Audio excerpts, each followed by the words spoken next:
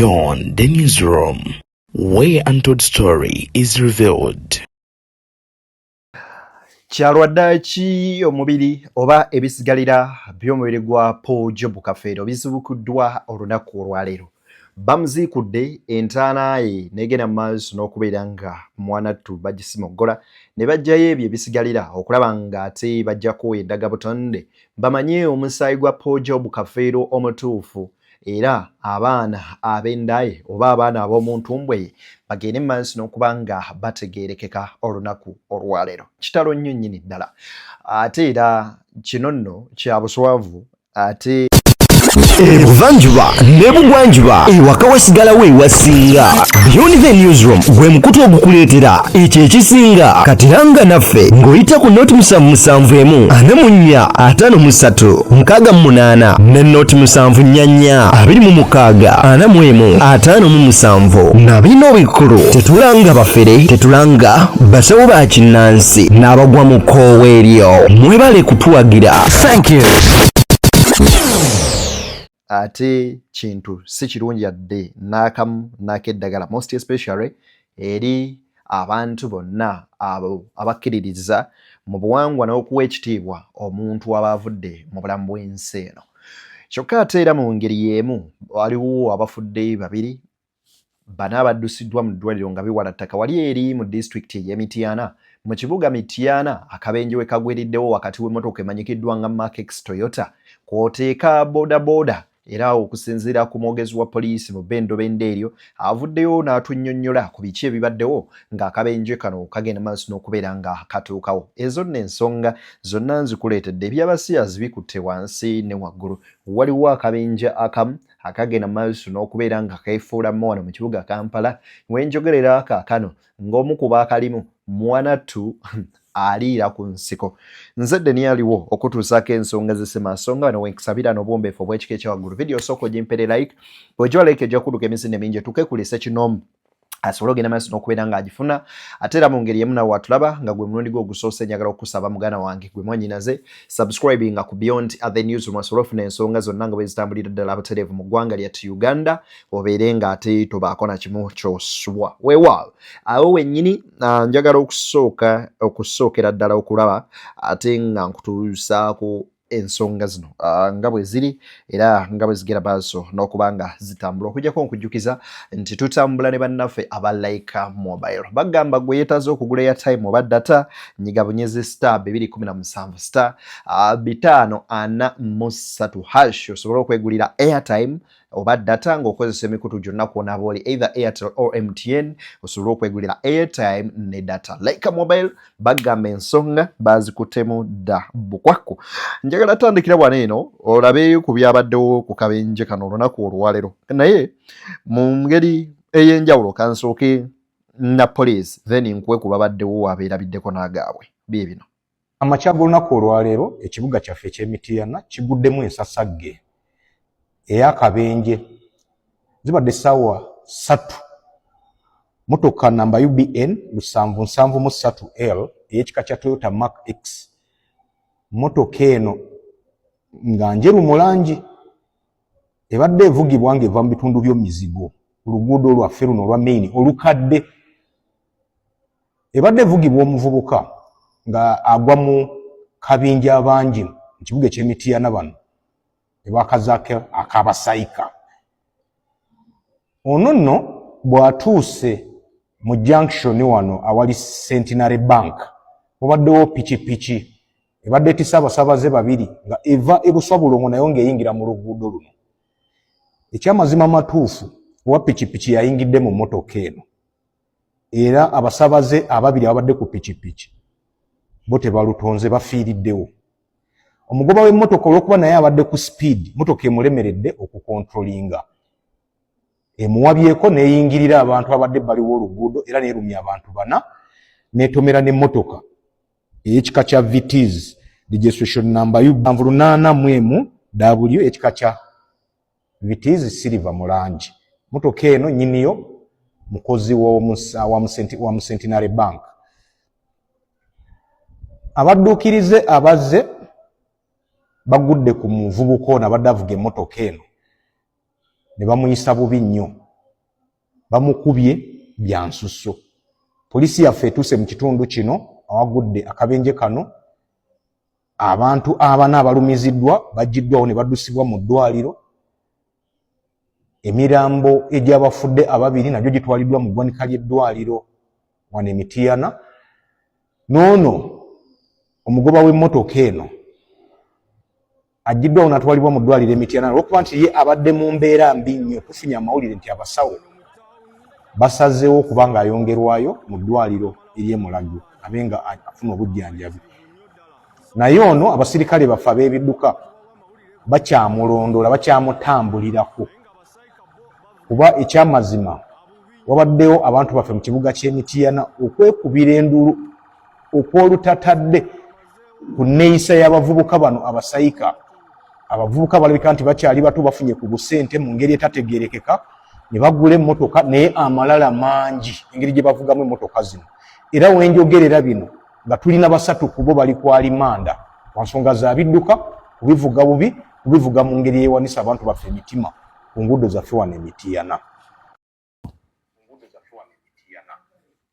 Akabinja k'abavubuka abateeberezebwa okubeera abasiyazi, abasayika, babayita basayika mu bitundu ebimanyikiddwa ng'eby'e Mityana.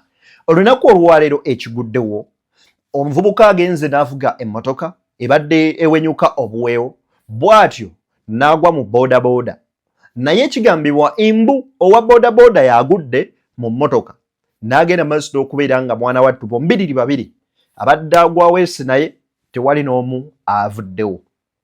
Naye abatuuze, emmotoka eno n'ewaba n'ekoona n'emmotoka ebadde epakinze emabbali gye bagamba eyo y'omu ku mukozi wa bank Vitis, n'abantu bana ne balumizibwa.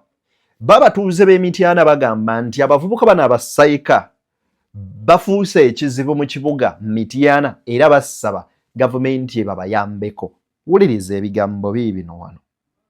Nti bongeremu amaanyi olw'ensonga nti bano abaana basayika bassa abantu bangi, ate nga kyetwasoma Pulezidenti Museveni kyeyakola nti yaweereza DPC oba oliawo alimu omulamwa nti yayita abasayika bonna n'abakuŋŋaanya n'ababuulirira n'abagamba temunnamukuta muntu n'omu Mityana era n'abasaka etteeka. Kati batukubiriza gavumenti awamu ne DPC w'e Mityana nga disitulikiti yennyini ne poliisi yonna bongeremu amaanyi nti abaana bano abasayika tebawulira, balina entuntu olwokuba bafuna obusenesente okuva ebweru, abazibu baba wa ssente nga bakoze obuseegu byabwe. Nti DPC oyongeremu amaanyi yonna yonna gy'oli w'e Mityana, yongeramu amaanyi ku baana abasayika bano bassa abantu baba bamazeewo, yongeramu amaanyi tulabe nga abasayika bakendeeza obuvuyo n'okuba nti emize gy'okutta abantu gigwa Mityana. Bano abaana bebassa abakazi badde talina musango, emmotoka yonna badde ejjudde omwenge lwa nsonga nti tebalina tteeka libakugira ery'amaanyi. DPC yongeramu amaanyi, baseeke mukono gw'ekyuma, mukono gwa jjinja, banyweze abasayika bale nga tebaddamu kutta muntu n'omu Mityana. Tusalibwa nnyo bannyinaffe abafudde nti nabo balese abaana baabwe bale balina obuvunaanyizibwa, badukanya awaka amaka gaabwe nga balesiza byonna byonna byonna. So nkubira DPC omulanga, DPC w'e Mityana ssebo yongeramu amaanyi nga bwe bayita abasayika n'obakuŋŋaanya n'obayita baganda muddamu kutta bantu. DPC yongeramu amaanyi nno gennyini tulabe nga tuwonya obulamu bw'abantu n'obulamu baffe nnyininyini nga ffe abawangira mu kibuga Mityana. Abasayika balekerawo okutta abantu, kisusse. Abasayika abangi be bayita abasiyas bebo akabinja. It's a certain group in Mityana district that has become one of the most dangerous groups in Uganda. It's said to be that this group, it's for those who are homosexual.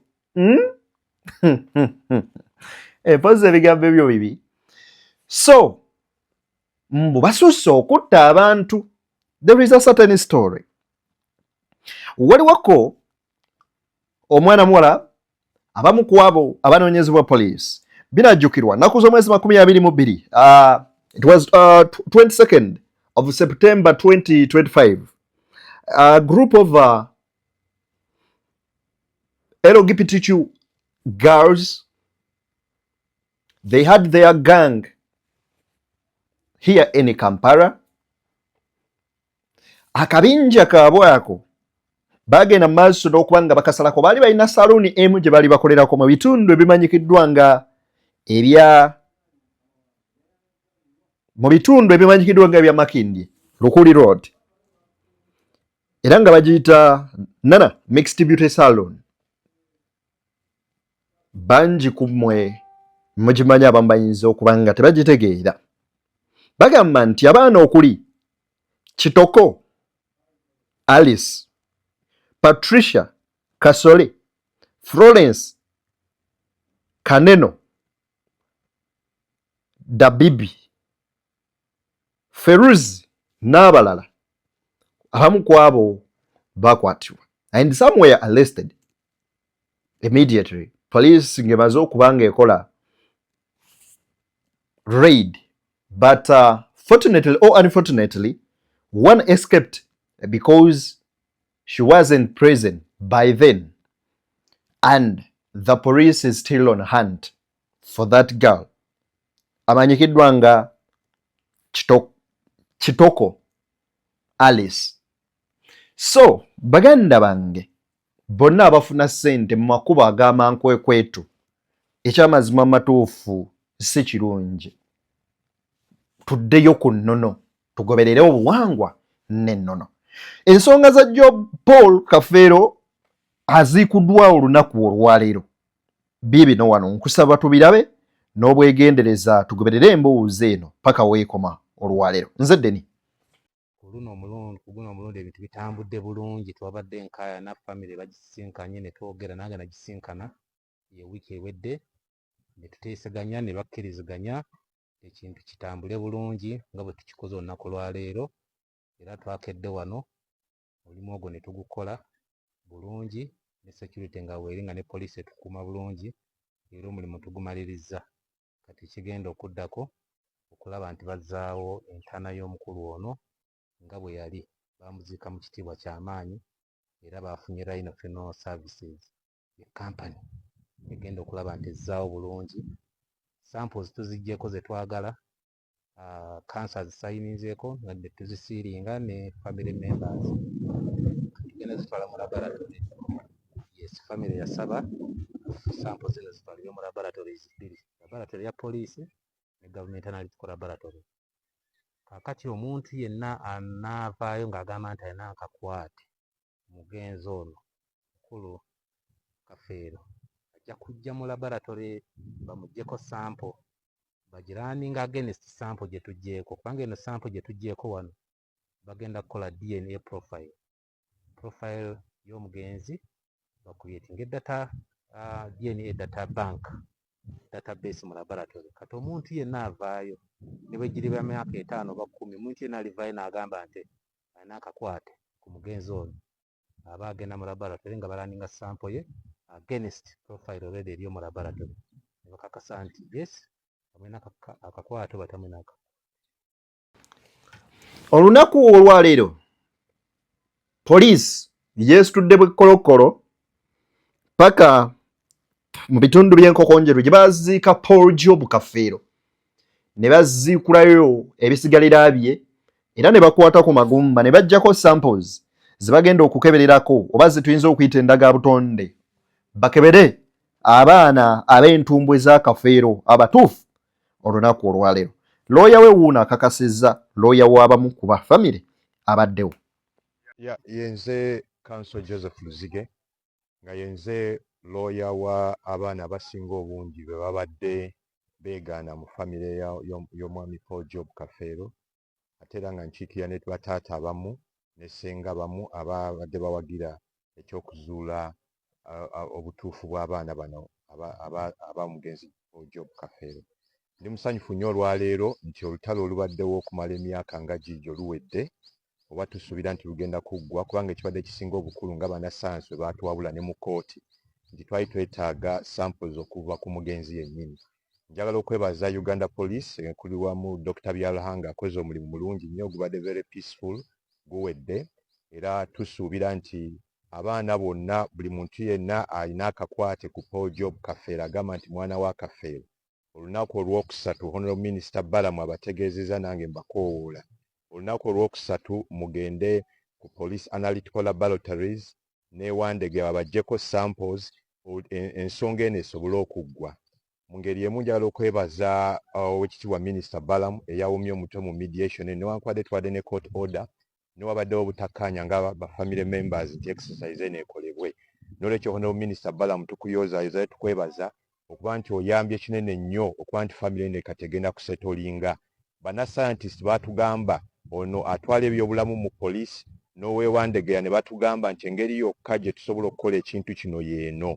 Ffe nga bannamateeka tugobera professional opinion ne courts gyagoberera okuyissuinga order eyaleese okukola ekintu kino. N'olwekyo tusaba general public ekkirize ffe abamu ku ffe tuyinza okuba gye tuli amaka gaffe gatudde entende. Tuwuliriza circles nnyingi nnyo. Nze nga lawyer abadde akiikirira abaana abasinga obungi be beegana nti si baana ba mugenzi. Kibadde kinnuma nnyo ng'abaana abo tebali settled. N'olwekyo kati kyekiseera abantu bafune emirembe mu maka g'omuyimbi omututumufu era ow'erinnya omugenzi Paul Job Kafeero. Nebaza nnyo Honorable Minister Balamu, nebaza Uganda Police esobozesa ne kkooti tugyebaza kubanga yawa ekiragiro ng'eno engeri yokka gye tusobola okukola ki okukikolamu. N'olwekyo public tubasaba bassebo ne bannyabo mukkirize kubanga waliwo ekiragiro kya kkooti ekisooka. Ekyokubiri omulimu gukoleddwa professionally. Ekyokusatu Honorable Minister Balamu yafandiza exercise eno n'okuzzaawo entaana nga weebadde. Mbasaba mutwegatteko bassebo ne bannyabo abantu aba public buli omu mu kiti kye. Tewabadde kunyooma, tewali ku disrespectinga, naye nga mwenna naffe we twagala omuyimbi waffe ow'erinnya tumuwe eddembe mu famire era naye mmanyi waali yandyagadde ekintu kino kisobole okubeerawo. N'olwekyo public tukakkane kino kiwedde tugenda kuzuula ani mwana we nani atali mwana we, ani mutuufu, famire nesobola okufuna emirembe. Bw'atyo okusinziira ku munnamateeka w'abafamire abali ku luuyi olugamba nti ffe batwegaana naye nga tuli ba wano, avuddeyo n'ayogera era ebyo byasobodde okuba nga atuwa. Wabula kabadde kaseera kabyewuunyo era bingi bannayuganda buli omu abyogerako bubwe. Muganda wa Paul Job Kafeero wuuno aliko ebigambo byayogedde. Genda maaso DNA ziikula okumanya abaana batuufu abaali beeyawuddemu. Nze nsooka okwebaza Minisita Honorable Balamu Balwala akoze omulimu munene nnyo taata badde musumbu. Oyo minisita ne we mukubira ekiro nga yeebaza akwata essimu yange. Era buli kimu ekiwano yakisasudde. Yasasudde okuziika, yasasudde keesi, buli kimu ekiri wano n'okuzimba eyo ennyumba eddewo bulungi nga bwe bakola ki mwebaliza dde bane mu neebaliza. Mutawaanya nno mayo kati afuuka waawaka. Era musumbu era waagirabaga muto wange kati onjagaza ki? Mwebaliza dde abaami okulaba ye muntu yekka mu mikwano gya Kafeero. Muganda wa Kafeero ye musiimu busiimu eri Balamu kubanga basobodde oziikula Kafeero okulaba nga famire ye ate munnange etereera ng'enkaayana zino zonna ziggwawo. Kankuwe wano vidiyo endala yiino wano muwala we. Mmanya nsona nti Musitera. Ndi muwala w'omugenzi Paulo Kafeero. Mukigenda mu maaso kibadde kyakugjayo muzeeyi kumuggyako sampo. Tetwandibadde basanyufu ku makyo wabula tetulina kyakkola. Tulina okumanya tuli baawa ani atuzaala. Twagenda onoonyereza ng'ekyo kye kirina okukolebwa. Naffe kitunyiga. Tetulina kyakkola kye kirina okukolebwa. Abalala simanyi ndowooza yaabwe kubeera. Nze sirina buzibuzi kyenfa abaana ba musajja kuvaayo. Era buli mwana ali eyo ng'okimanyi nti ndi mwana wa Kafeero. Essaawa wetukuyitira oba woowulirira essaawa osembere kumpi ssaawa yakumanya baana ba Kafeero ani naani abaana ba Kafeero. Tukooye abavaayo nti ndi mwana wa Kafeero nga n'emyaka asinga ne Kafeero obukulu. Oyo ye muwala wa Paul Job Kafeero agamba nti ekimala era ebyokuziikula Kafeero bwe bityo bwe bitambudde. Wuliriza wano katini. Mu mateeka teri muntu akkirizibwa kugula kintu kya mufu nga tewali letters of administration. ate kati n'etteeka lyakyuse tulina amendment ekwata ku nsonga eyo nti ba beneficiaries bonna ab'omugenzi oyo balina okukkiriziganya nti ekintu kino kitundibwe nga waliwo letters of administration. Bwe waba tewali letters of administration, omuntu yenna aba yagula ekintu ekyo aba yagula mpewo. Era nkimanyi bulungi nnyo kuba nze mbadde looya wa sayidi esinga obungi ey'abaana beegaanibwa. Tewaliwo letters of administration court ze yali ewadde mu butuufu bwazo ez'omugenzi Paul Job Kafeero. Waliwo abaagenda mu ngeri yaabwe ne bagezaako okuzifuna. Naye era ba beneficiaries bonna tebakkirizanga. N'olwekyo nze kyo tekineeralikiriza nga munnamateeka. Tumale okuva mu exercise eno, tubuulira ani mwana wa Kafeero, tusobole okumanya ebintu bye ate tulyoke tugende mu kkooti tukole inventory tubuulire ebintu by'omugenzi byatambula bitya byatundibwa bitya. Wabeera nga waliwo omuntu yenna eyatunda oba eyagula aba yagula mpewo.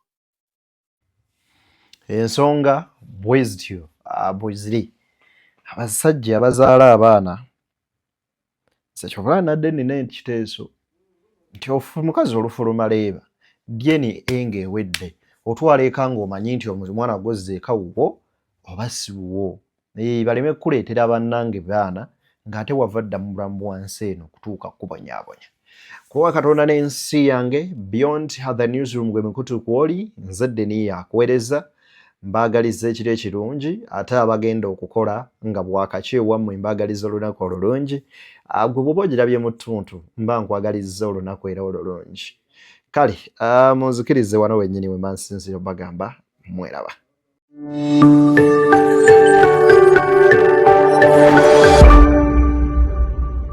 Beyond the Newsroom, where untold story is revealed.